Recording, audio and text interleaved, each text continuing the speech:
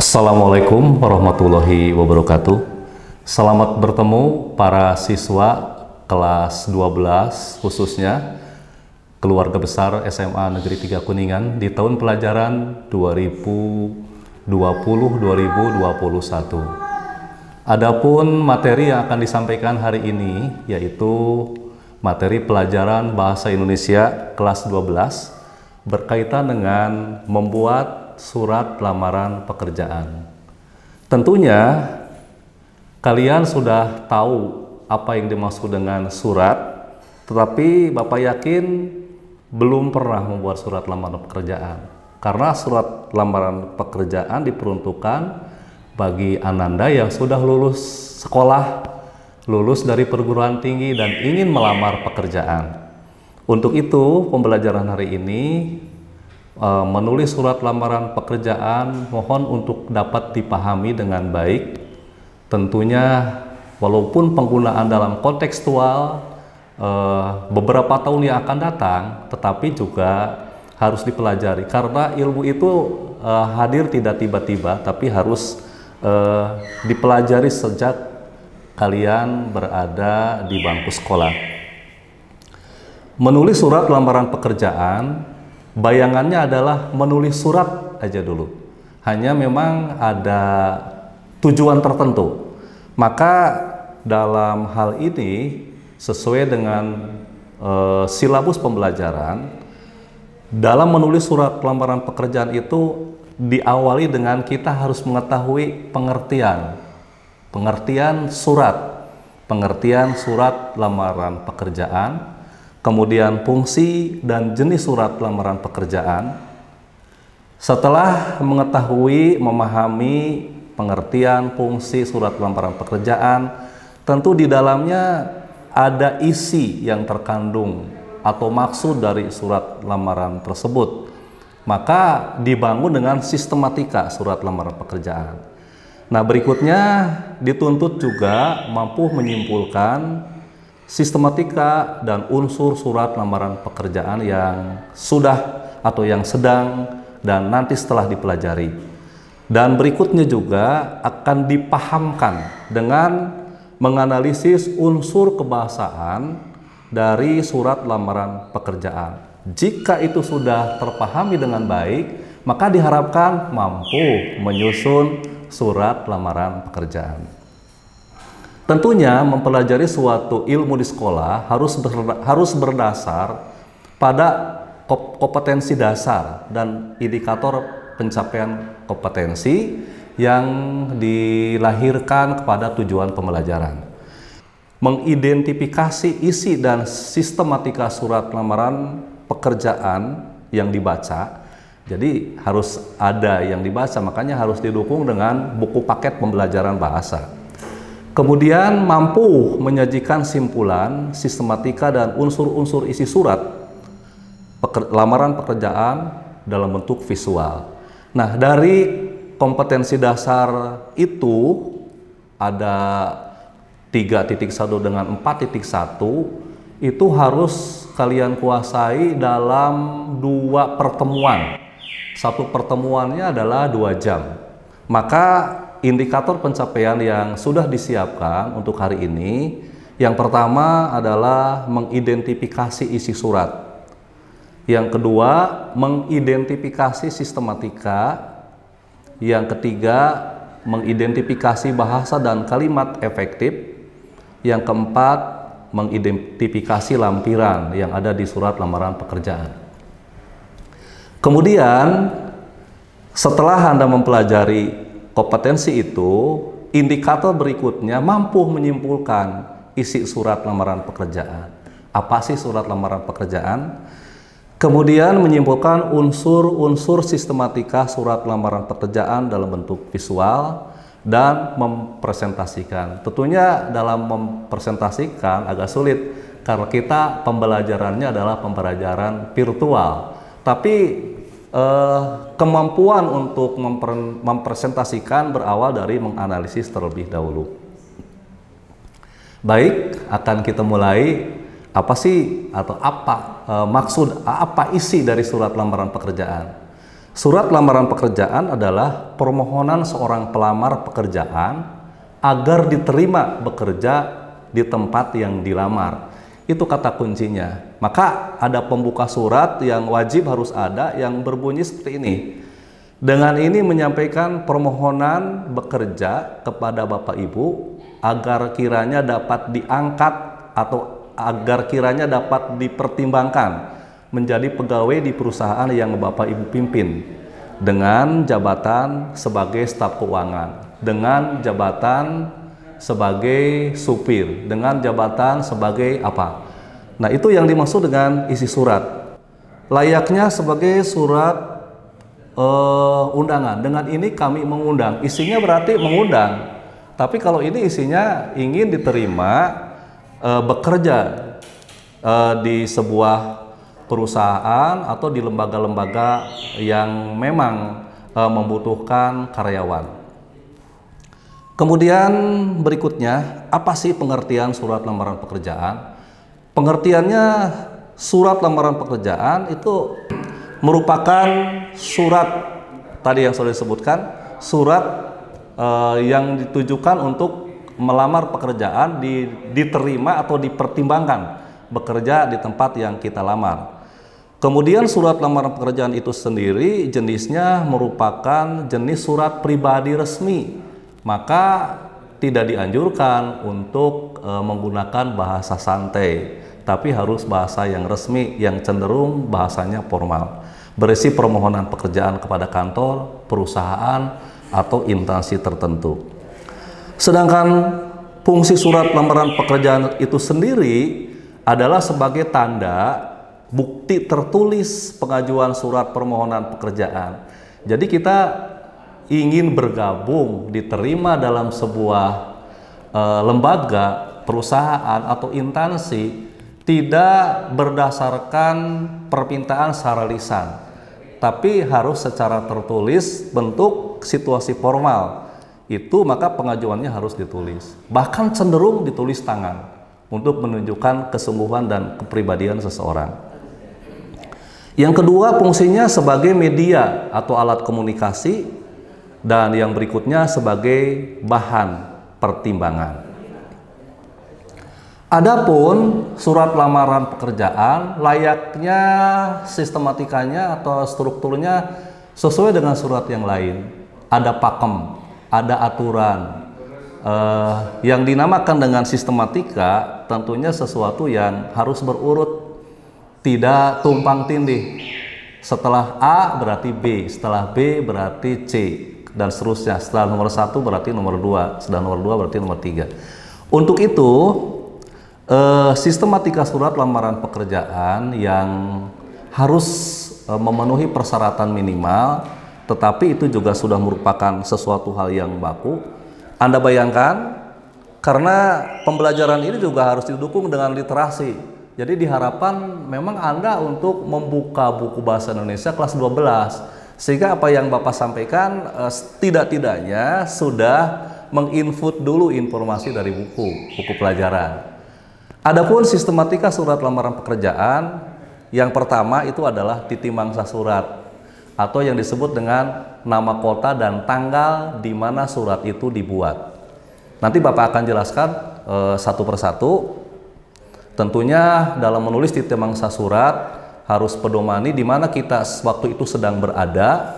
Kemudian perhatikan huruf kapital, koma untuk nama kota di mana tempat kita menulis surat. Kemudian nama bulan. Tentunya nama bulan juga yang harus diperhatikan adalah bulan Februari, biasanya lupa, itu harus ditulis diawali dengan huruf F, dan November dengan huruf V. Kemudian di samping sebelah kiri ya, kalau ditulis itu nanti Bapak sampaikan di bentuk surat, itu ada yang disebut dengan pokok surat atau lampiran. Di dalam pokok surat perhatikan nanti ada kaidah-kaidah yang mengikat dan harus diperhatikan. Kemudian yang ketiga, nama dan alamat surat yang dituju itu juga perlu dibahas karena cenderung banyak melakukan kesalahan yang dirasa tidak salah. Yang berikutnya adalah salam pembuka. Kemudian yang kelima, isi surat. Isi surat itu ada paragraf pembuka, kemudian ada isi surat atau paragraf isi yang menyangkut dengan identitas, kemudian ada penutup surat, dan yang terakhir salam penutup, tanda tangan dan nama terang. Itu sangat penting diperhatikan. Belum dibahas tentang kaidah kebahasaan masing-masing dalam sistematika itu, tapi urutannya seperti itu. Jadi yang pertama titik mangsa surat, yang kedua pokok surat, yang ketiga nama dan alamat surat yang dituju, salam pembuka, kemudian pembuka surat yang ada dalam konteks isi itu, kemudian isi pokok surat, kemudian ada penutup surat, dan ada salam penutup, tanda tangan, dan nama jelas. Jelas itu tanda tangan jangan sampai terlupakan. Nama juga harus ditulis dengan baik sampai penulisan gelar jika Anda sudah memiliki gelar.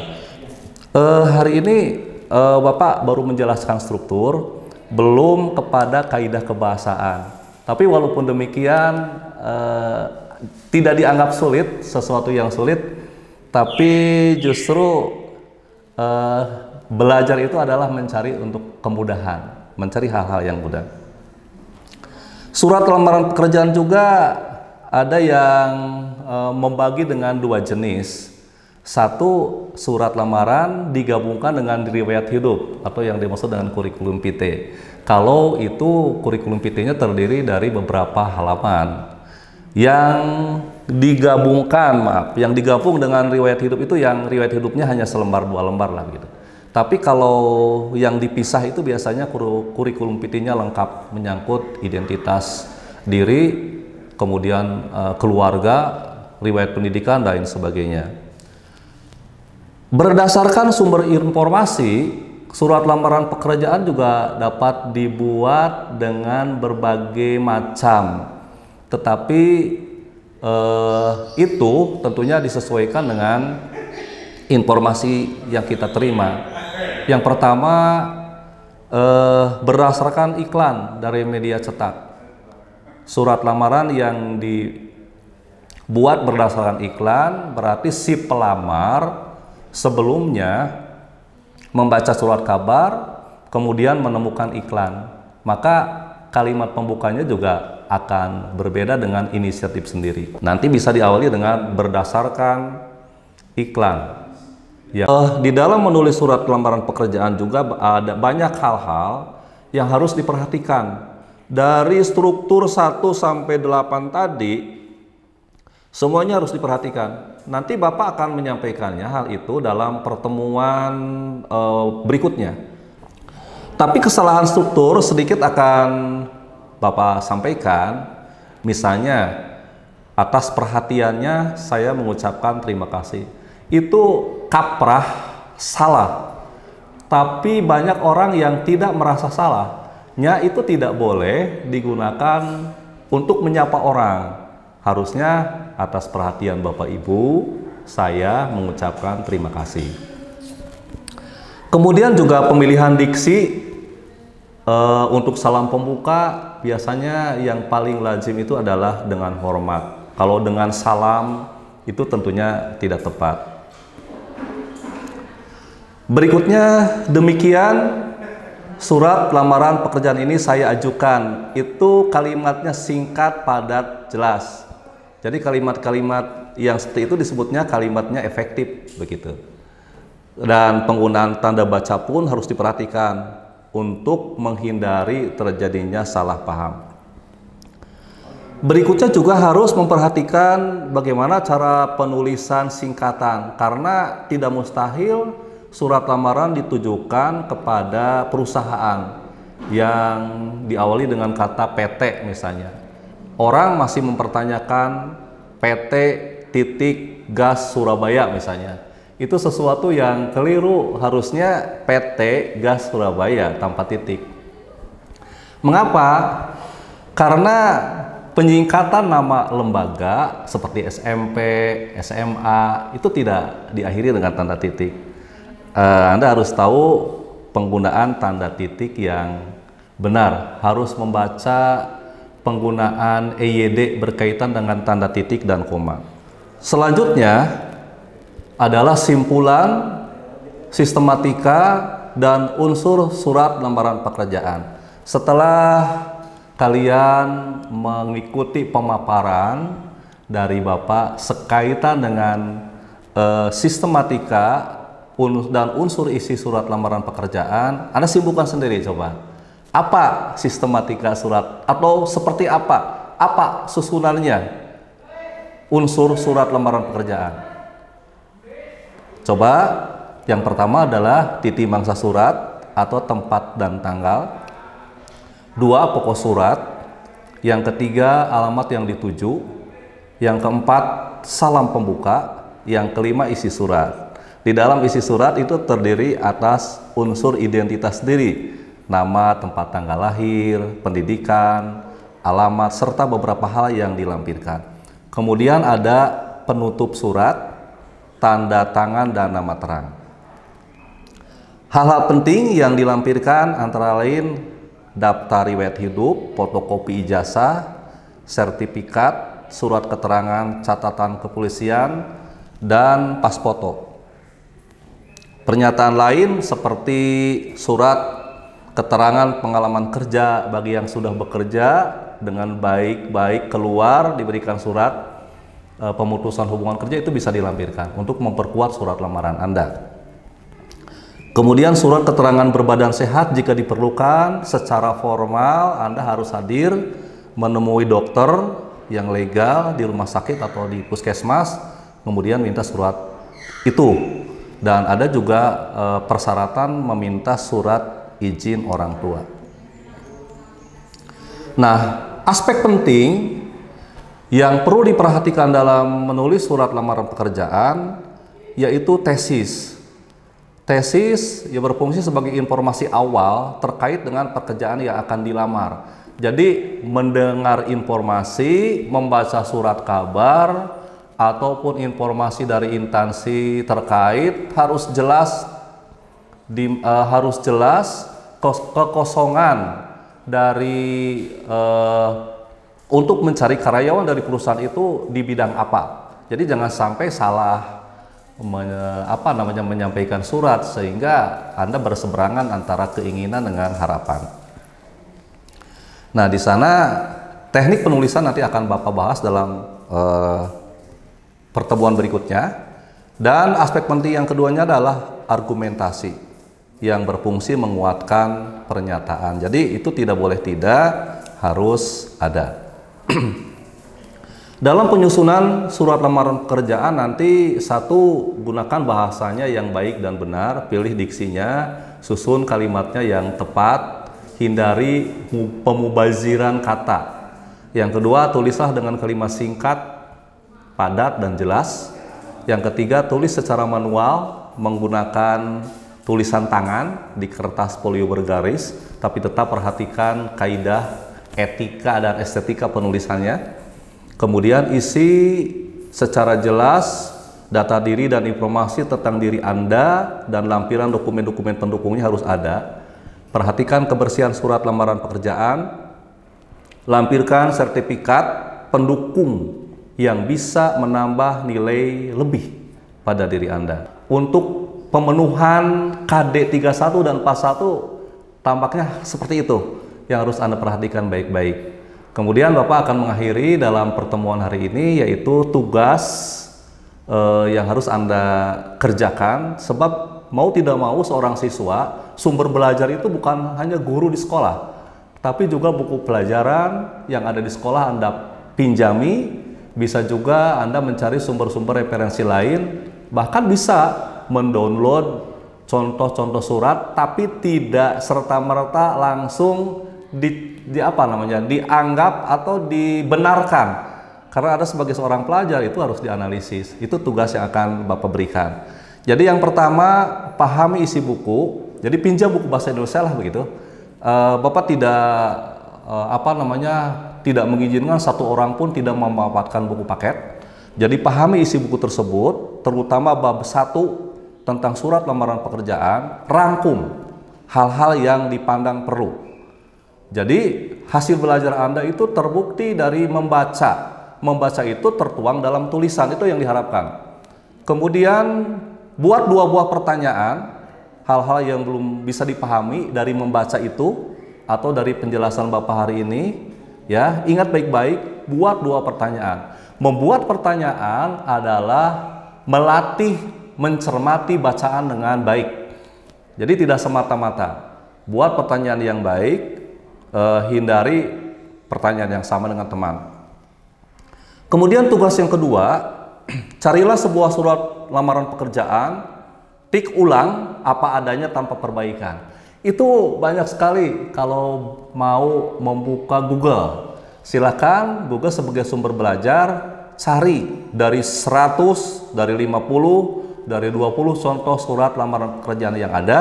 Kemudian Anda ambil 1, tik ulang apa adanya. Ya, itu. Kemudian setelah ditik ulang apa adanya tanpa perbaikan, di-copy dulu surat tersebut. Jadi aslinya ada, di-copy dulu, tandai kesalahan isi dan kebahasaan yang Anda temukan. Jadi dengan cara melingkari, misalnya dengan pensil atau dengan pulpen berwarna yang salah-salah, menurut Anda sebelum Bapak jelaskan dalam video berikutnya. Jadi lakukan dulu analisis sesuai dengan kemampuan daya serap Anda, baik melihat tayangan video ini maupun melalui hasil membaca buku. Kemudian yang berikutnya, hasil kerja Anda, nanti nomor 1 AB, nomor 2 AB tadi berkaitan dengan rangkuman, berkaitan dengan pertanyaan, berkaitan dengan mencari contoh surat lamaran pekerjaan apa adanya, dan hasil analisis sesuai dengan kemampuan, kirimkan lewat email. Emailnya ada tertera pdata65@gmail.com. Itu tentunya untuk pertemuan hari ini, menulis surat lamaran pekerjaan tidaklah sulit, asal mau memperhatikan struktur dan kaidah penulisan masing-masing sistematika. Karena di setiap sistematika itu dalam menguji pemahaman Anda banyak sekali jebakan, baik dari sisi ejaan maupun penulisan huruf. Maka perhatikan, karena bahasa Indonesia adalah guru bahasa Indonesia adalah guru yang paling rewel tentunya dalam hal ini. Mohon untuk diperhatikan. Itu saja materi hari ini, menulis surat lamaran pekerjaan, dan kita akan bertemu nanti di pembelajaran berikutnya. Terima kasih, Bapak Heri. Assalamualaikum warahmatullahi wabarakatuh.